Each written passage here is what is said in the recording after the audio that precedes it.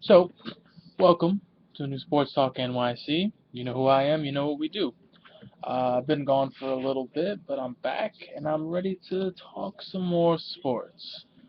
What I have today is a little different than what I usually do. I usually come up with the topic myself or, report on some news items that come along. But today, I have something completely different. So if you've been following NBA news wires at all, you know that a lot of trades has happened, a lot of free agency moves has happened. Uh, the USA won gold today, so I'm definitely proud to be an American today. But you also know that things are happening in the NBA. The season is just about a month and a half away from beginning. I'm definitely more excited for the NBA season than I am for the NFL season, but that happens. What I did was, I'm sure you guys have all heard of the game NBA 2K12. I'm sure you've heard of the well-renowned 2K series as a whole. And what I did was that I tried to update the roster to what it's going to look like this upcoming season. So Dwight Howard on the Lakers, along with Steve Nash and the rest of that crew, Bynum on the Sixers, Joe Johnson's on the Nets, so on and so forth. So I did all that, and I simulated a whole season's worth of games.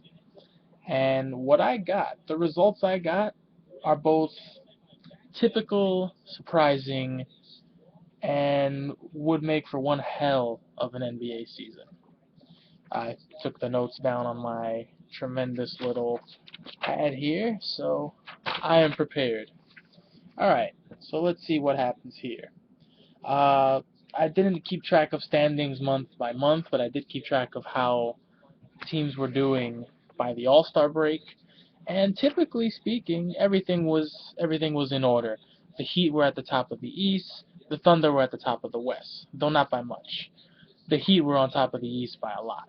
I think it was 11 and a half games over the second place Bulls at the All-Star break.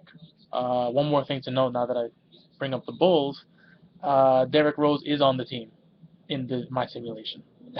I don't know how long he's gonna miss, so it's hard to say if he's gonna miss the whole season. And so I just kept him on the Bulls. So that's a disclaimer, as well as keeping Dwight Howard on the Lakers, even though there's a chance he'll miss some games in the beginning due to his back surgery. Uh, Keeping it going here, the Heat ruled the East. By the All-Star break, there was 54 games played. The Heat were at 47-7. So they're pretty insane. This is with the additions of Ray Allen, Rashard Lewis, and they look like they're gonna just take off. The All-Star team consisted of, on the East, there was a lot of first-timers. I'll give you that. On the East, you had starters Dwayne Wade, Darren Williams, LeBron James, Josh Smith, Andrew Bynum. So Bynum is an All-Star in Philly. Rounding out the bench on the East was Rajon Rondo, Carmelo Anthony, Andrea Bargnani from Toronto. That's a good one. Brooke Lopez from the now Brooklyn Nets. Amari Stoudemire, Kevin Garnett, and Rodney Stuckey, first timer as well. On the West, the starters were Kobe, Westbrook, Kevin Durant, Andre Iguodala, now on the Nuggets. He's going to be an all-star apparently, and Dwight Howard. Rounding out the west side of the bench, Stephen Curry, Eric Gordon, Jarrett Jack, really, Kevin Love, Andrew Bogut, Chris Paul, Manu Ginobili.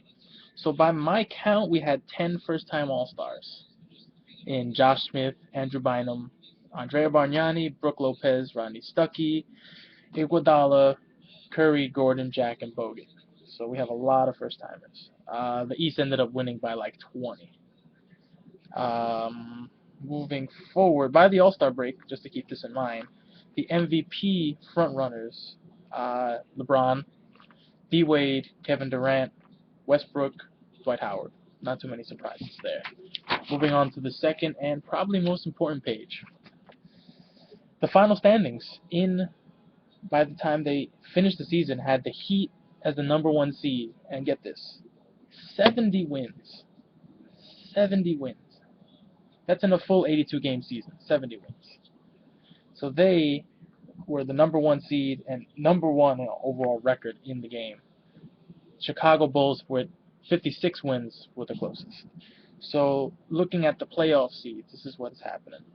In the East, in order from 1 to 8, it was Miami, Chicago, New York Knicks, Milwaukee Bucks, Boston Celtics, Brooklyn Nets, Toronto Raptors, Atlanta Hawks. That's 1 through 8 on the East side. On the West side, 1 through 8 was the Clippers, the Lakers, the Thunder, the Mavericks, the Spurs, the Warriors, the Nuggets, and the Grizzlies sneak into the 8th spot. Now, for most of the season, the Timberwolves held down the 8th spot. I think they lost it in the last 2 weeks in what was a really tight race for number 8. I would have liked to see the Wolves in, but the Grizz got in. Some league leaders to keep in mind here. The league leaders really, it was more of the same as you would see in normal NBA.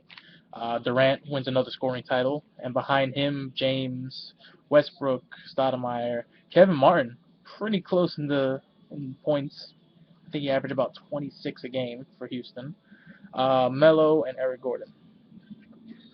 MVP award went to LeBron James, no surprise there. Sixth Man of the Year, which I felt was weird. I don't know why. They gave it to Lou Williams from the Atlanta Hawks. I have a feeling he's going to be a starter. So why he won the Sixth Man of the Year, I don't know. Defensive Player of the Year went to Josh Smith, one of my favorite players, so that does not surprise me at all. First team NBA. Russell Westbrook, Derrick Rose, LeBron James, Kevin Durant, Dwight Howard. Second team, Chris Paul, Kobe, Kevin Love, Andrea Bargnani, and Al Jefferson. And on the third team, Eric Gordon, Darren Williams, Carmelo Anthony, Andre Iguodala, and Andrew Bogut. So definitely some fun stuff there. Now to the nitty-gritty stuff, the things that will surprise you. Playoffs. Here we go. The playoff matches in the first round had Miami versus Atlanta, 1 versus 8. Miami steamrolled over them. Milwaukee versus Boston. The fact that Milwaukee was the higher seed was definitely only higher seed by 1 game. Boston ended up winning that series. A great series here. The New York Knicks versus the Brooklyn Nets. Imagine that. Barclays Center, Madison Square Garden, 7-game series. The Brooklyn Nets came out on top on the simulation. And then the last one, a real big one, Chicago versus Toronto. Raptors versus Bulls. The Raptors surprised the NBA, move on to the second round. On the west side of things, the Clippers handled the Grizzlies. We had the Mavs versus the Spurs in a 7-game series, which the Spurs won. Lakers versus Warriors. Lakers steamrolled over them. And then we had the Thunder versus the Nuggets, with the Thunder winning that one. So not too many surprises on the west side. Second round had Miami versus Boston, another rematch from last year. Miami wins in 7. Okay. A really funny series, Brooklyn versus Toronto, which is something most people would never expect to see this year in a playoff series. The Brooklyn Nets beat the Toronto Raptors. So I'll go to the west side of things. Clippers versus Spurs. The Spurs upset the number 1 seed Clippers. And then we had the Thunder versus the Lakers, with the Lakers beating the Thunder. So now, your Eastern Conference Finals, Miami versus the Nets. Your Western Conference Finals, Lakers versus Spurs. How the Spurs keep doing this, I don't know. The Lakers took care of the Spurs in, I think, 6 games, which is probably about, oh, what the hell? We got cut off here, guys. Let's see what happens. And we're back. Are we back?